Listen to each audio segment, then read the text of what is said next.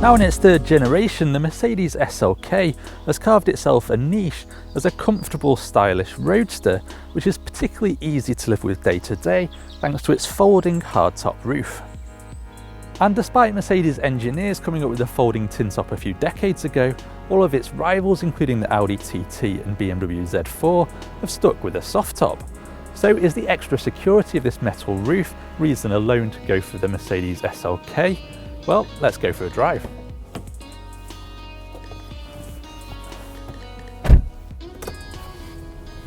It's a cold October morning, and you know what? You can see why Mercedes engineers came up with this roof, because it really does feel like driving a coupe, albeit a very small one because it is quite snug in here. Mercedes offers 3 petrol engines, but we're in the 250D, which is really popular in the UK thanks to its punchy performance and spectacular fuel economy, which is unmatched by most rivals apart from the Audi TT Roadster. At first it can be a bit odd hearing that diesel, especially when you do put the roof down, but Mercedes has done a good job of insulating any diesel clatter, and after a while you get used to its muted growl. In fact, after a while I found myself quite enjoying how you can whiz through villages in this car at the break of dawn without making any noise, almost like you're in stealth mode with no cracks from that exhaust. Acceleration from 0 to 62 takes 6.6 seconds, but the pub factor you'll need to remember is 500 Newton meters, because that's how much torque this engine sends to its rear wheels. And new for 2015 is a standard 9-speed automatic gearbox, which replaces the old 7G-tronic unit, and it offers quicker shifts, feels smoother and improves fuel economy to 64.2 mpg.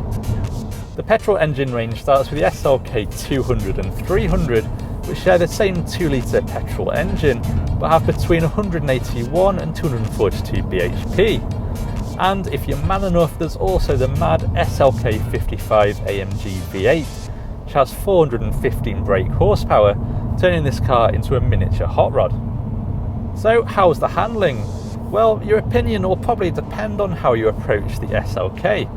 This car is fitted with the AMG pack, which means it has sportler suspension and slightly bigger wheels, but it still feels more like a Grand Tourer than an all-out aggressive sports car. As a road car it feels good, with enough grip, steering precision and comfort to appeal to a very wide range of drivers.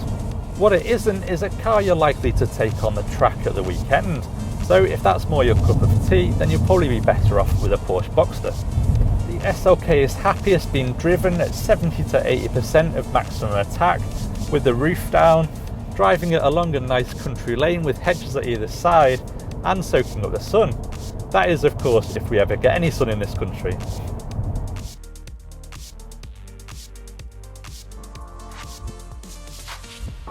Cruising along also gives you a chance to enjoy the SLK's other biggest strength, which is this well-finished interior, which takes some design cues like these round air vents from the SLS supercar.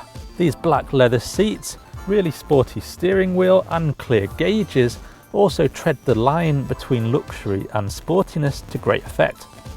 This brushed aluminium centre console not only looks expensive, but it also feels it because it's reassuringly cool to the touch. There's an intuitive control wheel for the command infotainment system, and the air conditioning dials are also neat and easy to use, but there are quite a few buttons to get used to. If you do want to fold down the roof, the button is hidden under this leather door to avoid any accidental knocks. And one thing that you can't see, but you can certainly feel on the road, is the fact that the whole car has been shaped specifically to make sure that the air goes over your head but doesn't spill into the cabin.